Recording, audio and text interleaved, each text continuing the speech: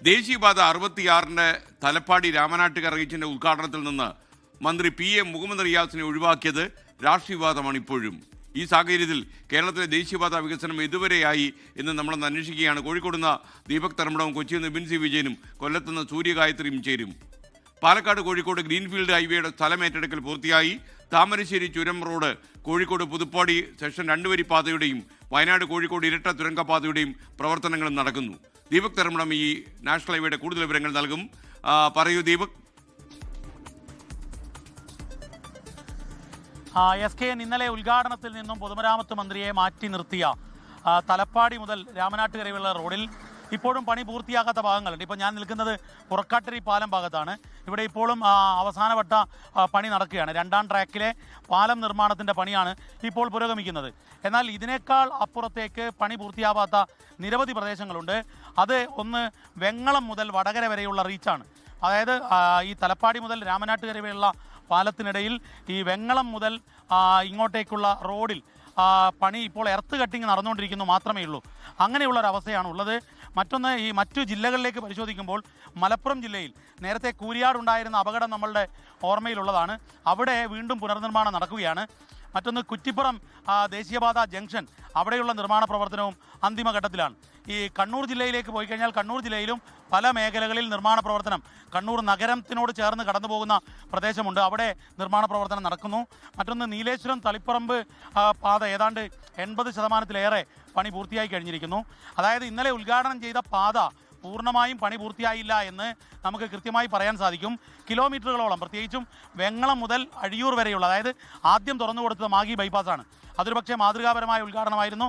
അന്ന് കേരളവും കേന്ദ്രവും ഒരുമിച്ചായിരുന്നു ആ ഉദ്ഘാടനം നിർവഹിച്ചത്. നിതിൻ ഗഡ്കരി ഉണ്ടായിരുന്നു, മന്ത്രി മുഹമ്മദ് റിയാസ് ഉണ്ടായിരുന്നു. ആ രീതിയിൽ വലിയ ഉദ്ഘാടനമായിരുന്നു. പക്ഷേ എന്നാൽ 2ാമത്തെ ഉദ്ഘാടനത്തിൽ കേരളത്തിൻ്റെ പൊതുമരാമത്തിനെ ഒഴിവാക്കുന്നു. പൊതുമരാമത്ത് ഒഴിവാക്കിയതിൻ്റെ പേരിൽ സർക്കാർ ബഹിഷ്കരിക്കുകയും ചെയ്തു. ആ ബഹിഷ്കരിച്ച റീച്ചിൽ പണി പൂർത്തിയായിട്ടില്ല എന്നുള്ളത് നമുക്ക് കൃത്യമായി പറയാൻ സാധിക്കും. SKN. Okay, thank you Deepak Dharmadam. NH66 വീതി കൂട്ടുന്ന ജോലികൾ നടക്കുന്നതുകൊണ്ട് കൊച്ചി ഇടപ്പള്ളിയിൽ രൂക്ഷമായ ഗതാഗതക്കുരുക്ക് അനുഭവപ്പെടുന്നുവെന്ന് കൊച്ചി ബ്യൂറോ റിപ്പോർട്ട് ചെയ്യുന്നു. വിജയൻ വിവരങ്ങളുമായി ചേർന്നു. പറയൂ വിപിൻ.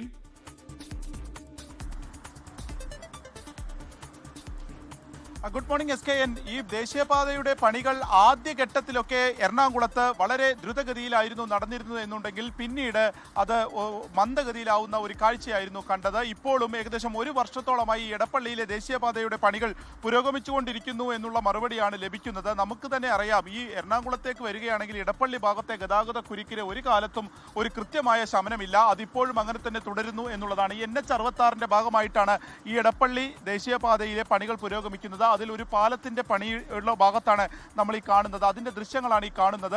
ഇപ്പോഴും അത് അതുപോലെ തന്നെ നിൽക്കുന്നു. പലപ്പോഴും ഈ നിർമ്മാണ സാമഗ്രികളുടെ ഒരു ലഭ്യതക്കുറവ് പ്രതിസന്ധിയാവുന്നു എന്നുള്ളതൊക്കെ നമ്മൾ കേട്ടിരുന്നു. പക്ഷേ അതിനുശേഷവും ഈ ഒരു മന്ദഗതിയിലാണ് പൊതുവെ എറണാകുളം ജില്ലയിലെ ഒരു കാഴ്ച എന്നുള്ളത്. ഇത് 6 വരി പാതയാക്കി വികസിപ്പിക്കുന്നതിന്റെ പണികളും പല ഭാഗങ്ങളിലായി കൽപ്പമംഗലം ഉൾപ്പെടെയുള്ള ഭാഗങ്ങളിൽ അങ്ങനെ തന്നെ നടക്കുകയാണ്. ഇനിയിപ്പോൾ 2 മാസം കൂടി കഴിഞ്ഞാൽ മഴക്കാലമാണ്. ആ സമയമായി കഴിഞ്ഞാൽ ഇപ്പോൾ പല ഭാഗങ്ങളിലും ഈ കട്ട പതിക്കുന്നതിൻ്റെ ആ പ്രദേശങ്ങളൊക്കെ തന്നെ മണ്ണ് കൊണ്ടിട്ടിരിക്കുകയാണ്. ഈ എടപ്പള്ളിയിലെ പല അങ്ങോട്ടേക്കൊക്കെ പോയി കഴിഞ്ഞാൽ അവിടെ മണ്ണ് കൂട്ടിയിട്ടിരിക്കുന്ന കാഴ്ചയാണ് കാണുന്നത്.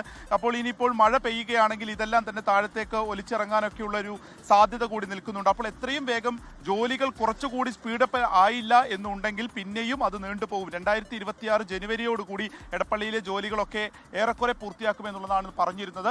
പക്ഷേ അതിന് ഉള്ള ഒരു സാധ്യതയും നിലവിൽ ഈ ഒരു NH66 എടപ്പള്ളി തുറവൂർ ഭാഗങ്ങളിൽ ഉണ്ടായിട്ടില്ല എന്നുള്ളതാണ്. മറ്റൊന്ന്, ആലപ്പുഴയിലെ അരൂർ തുറവൂർ പാതയാണ്. അവിടെ എഫിലിയേറ്റഡ് ഹൈവേ ആണ്. അപ്പോൾ ഈ പാതയിൽ ഇതിനു മുൻപ് അപകടം ഉണ്ടാവുകയും അതിനുശേഷം അവിടെ ഗർഡറുകൾ തകർന്നു വീഴുന്ന കാഴ്ചയൊക്കെ കണ്ടതാണ്. അതിനുശേഷം പണികൾ ഇപ്പോഴും പുരോഗമിച്ചിരിക്കുന്നത്. പല ഭാഗങ്ങളിലും അപ്രോച്ച് റോഡിന്റെ പണികളാണ് എവിടെയും എത്താതെ നിൽക്കുന്നത്. ആലപ്പുഴ ജില്ലയിൽ പ്രത്യേകിച്ചും പാലത്തിന്റെ ജോലികൾ പുരോഗമിക്കുന്നുണ്ടെങ്കിലും അതിലെ ദേശീയപാതയുമായി ബന്ധപ്പെട്ട അപ്രോച്ച് റോഡുകൾ എവിടെയും എത്തിയിട്ടില്ല എന്നുള്ളതാണ്. സേലത്ത് നിന്ന് കൊച്ചിയിലേക്ക് വരുന്ന പാതയിലും സമാനമായിട്ടുള്ള പ്രശ്നങ്ങൾ ചാലക്കുടി ഭാഗങ്ങളിലുണ്ട്. അവിടെയും അണ്ടർപാസേജിന്റെ അവിടെ ഗതാഗത കുരുക്ക് ഏകദേശം ശനി ഞായറാഴ്ച പോലും ഏകദേശം 1.5 മണിക്കൂറോളമൊക്കെ ഗതാഗത കുരുക്ക് രൂക്ഷമാവുന്നു എന്നുള്ളത് പലതവണ വാർത്തകൾ ചെയ്തതാണ്.